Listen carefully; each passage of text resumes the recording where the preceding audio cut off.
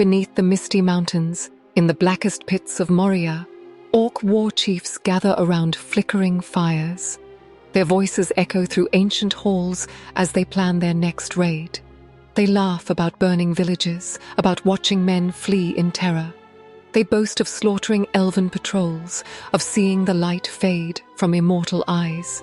They mock Elrond's wisdom, scoff at Gil-galad's legacy, and sneer at the fading glory of the Noldor. But then, someone whispers a name. Galadriel. The laughter stops. The boasting ends. Even the most battle-scarred Orc captain feels his spine crawl with unfamiliar dread. They call her the White Lady, the Sorceress of Lothlórien, the Witch of the Golden Wood.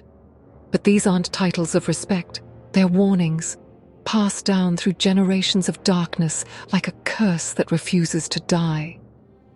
What makes this single elf so terrifying that creatures bred for war, beings who know no mercy, who feast on fear itself, tremble at her name?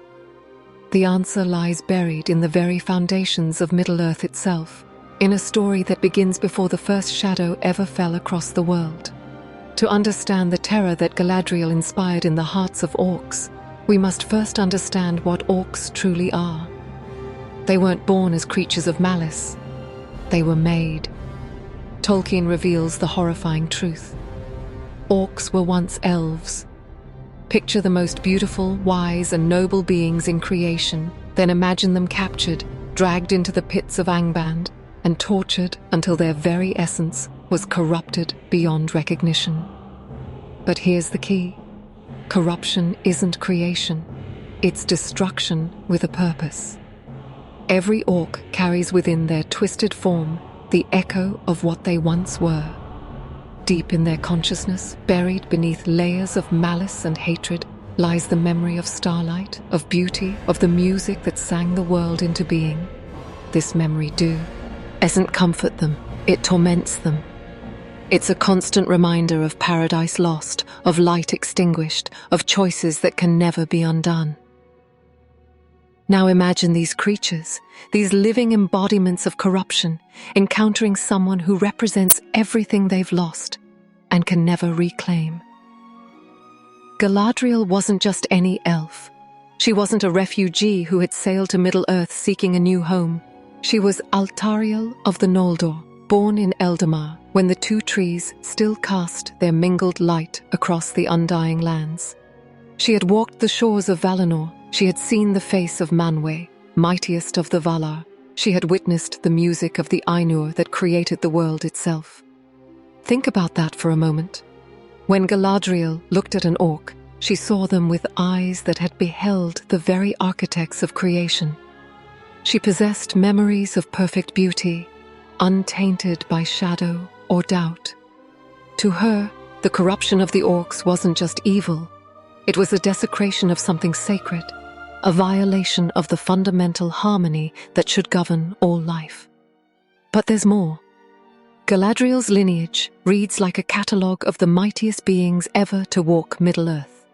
Her uncle was Fëanor, creator of the Silmarils, whose skill was so great that even the Valar marveled at his work. Her father Finarfin ruled as king among the Noldor. Her grandmother Indis was wife to the High King of all elves. This wasn't just nobility. This was power that stretched back to the very foundations of the world. And yet, despite all this might and majesty, what truly made Galadriel terrifying to the servants of darkness wasn't her heritage. It was her choices. In Doriath, she learned at the feet of Melian the Maya, absorbing not just knowledge, but wisdom, not just power, but understanding. She watched kingdoms rise and fall. She saw heroes become legends, and legends become myths. Through it all, she remained unmerciless, corrupted, unbowed, unbroken. The Orcs could sense this. They could feel it in her presence like a physical force. Here was someone who had faced every temptation that had destroyed others, who had endured every test that had broken the mighty, and emerged not just intact, but strengthened. She was proof that corruption wasn't inevitable, that evil could be resisted, that the darkness didn't have to win. This realization filled them with a terror deeper than any they had known, because if she could remain pure, if she could choose light over darkness again and again, what did that say about their own choices? Let's delve deeper into the nature of her power, because this is where the fear becomes truly visceral. Galadriel wielded Nenya, the Ring of Water, one of the 3 elven rings hidden from Sauron's sight. But this wasn't just a magical artifact. It was a conduit for her will, amplifying powers that were already beyond mortal comprehension. Through Nenya, she didn't just rule Lothlórien, she became Lothlórien. Every tree knew her touch, every stream carried her voice. The very air hummed with her presence. When orcs approached the borders of the Golden Wood, they weren't just facing an army or even a sorceress. They were challenging the land itself, animated by a will that had remained unbroken for thousands of years. The stories spread through the orc tribes like wildfire. Scouting parties that approached too close to Caras Galadon would simply vanish, not killed by arrows or ambushed by elven warriors. Vanished, as if the forest itself had swallowed them whole. Some orcs claimed to have seen shapes in the trees, eyes watching from every shadow, voices whispering curses in tongues older than Mordor itself. But the truly terrifying reports came from those few orcs who had actually laid eyes on Galadriel herself.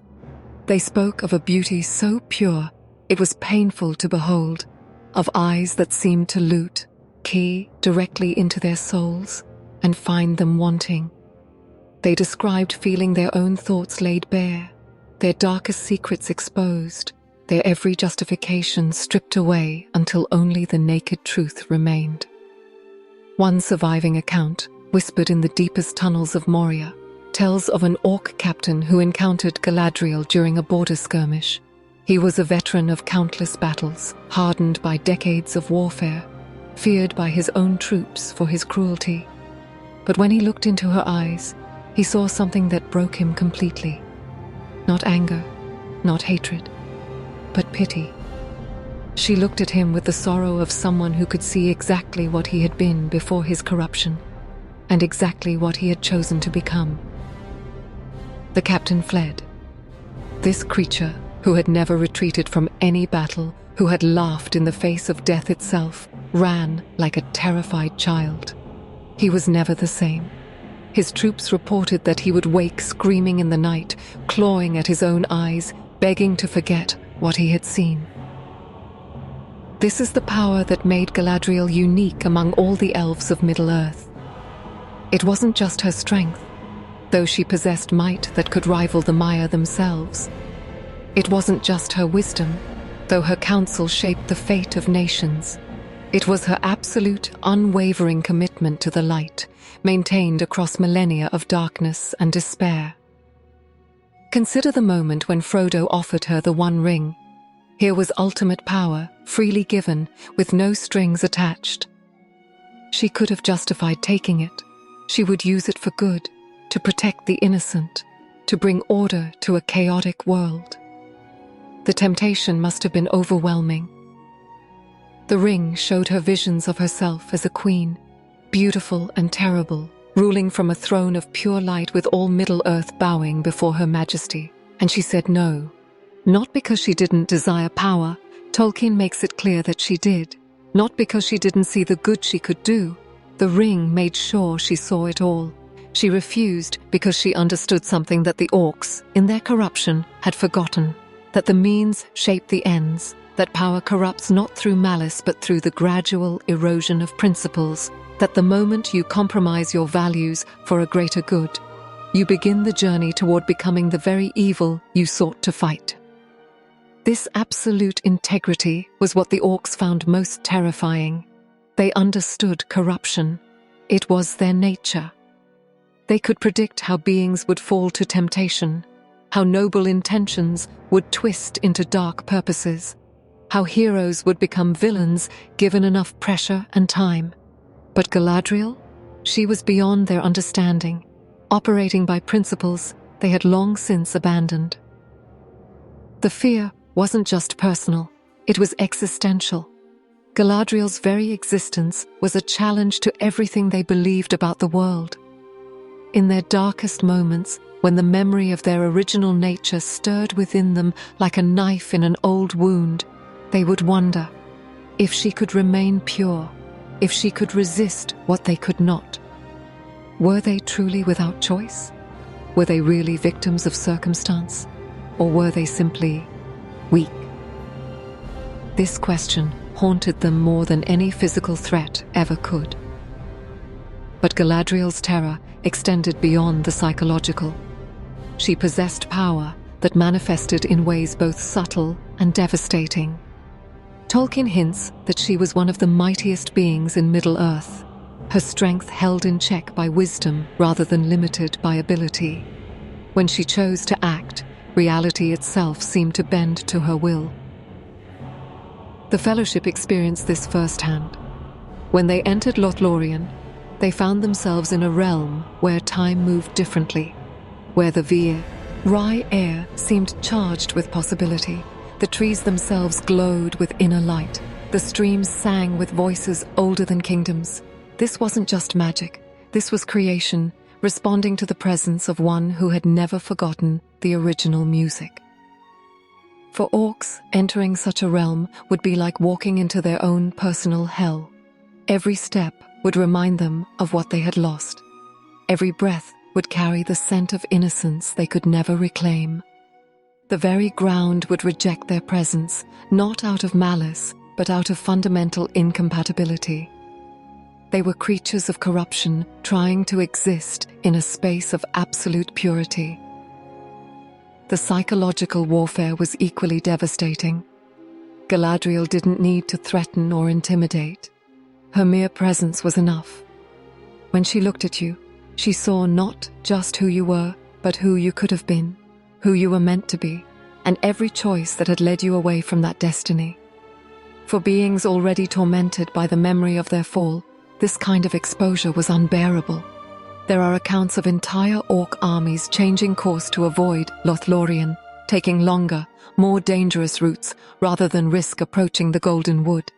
Commanders who suggested direct assaults through Galadriel's realm would find themselves facing mutiny from troops who preferred to fight dragons rather than face the Lady of Light.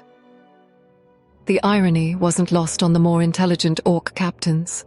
Here were creatures bred for war, designed to feel no fear, programmed to show no mercy, and yet they trembled before an elf lady who had never raised a sword in anger, who preferred wisdom to warfare, who sought to preserve rather than destroy. But perhaps the most terrifying aspect of Galadriel, from an orc's perspective, was her patience. She wasn't driven by anger or hatred, emotions they could understand and counter. Instead, she was motivated by a love so profound and enduring that it transcended individual concerns. She fought not because she hated the darkness, but because she loved the light. She opposed evil not from personal grievance, but from cosmic principle. This made her completely unpredictable by orc standards. They could anticipate how enemies driven by revenge would act, could exploit the weaknesses of those motivated by pride or ambition. But how do you fight someone whose actions spring from selfless love? How do you corrupt someone who finds joy in others' happiness? How do you tempt someone who has already freely given up the greatest power in the world? The answer is simple. You don't. You run. You hide. You whisper her name in terror and hope she never turns her attention your way. As the Third Age drew to a close, as the ring was destroyed and Sauron fell, Galadriel finally passed her greatest test. The power that had maintained Lothlórien for 3,000 years was fading. The realm she had protected was dying. She could have fought this fate, could have sought other sources of power to maintain her kingdom. Instead, she let it go. She sailed west to the Undying Lands, her task complete, her duty fulfilled. For the first time in millennia, Middle-earth was free, not just from the threat of darkness, but from the need for such perfect guardians. The orcs who survived Sauron's fall found themselves in a world suddenly empty of the terror they had known.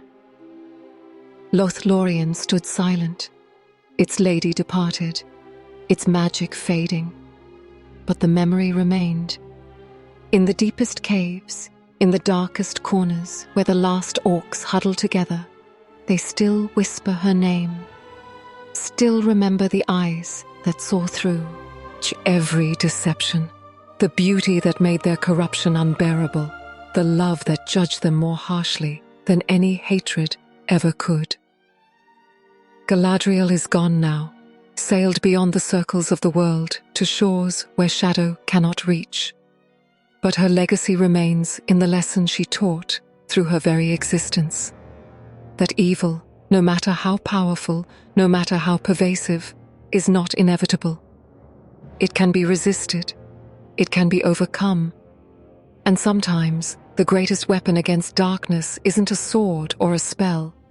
It's simply the unwavering choice to remain in the light, no matter the cost, no matter the temptation, no matter how long the night may seem. In the end, this is why orcs feared Galadriel above all others. She was their conscience made manifest, their judgment walking in the world, living proof that their excuses were lies and their corruption was choice.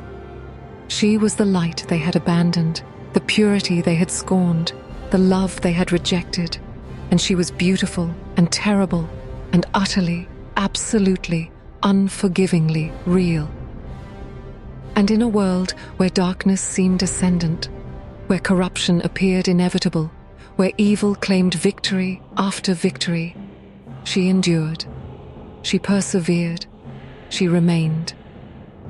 And that, more than any army or artifact, was what made her the most terrifying enemy the forces of darkness could ever face. Dear listener, this story ends, but many await. Subscribe so no tale escapes you. Type in the comments where you're watching from and what time it is for you.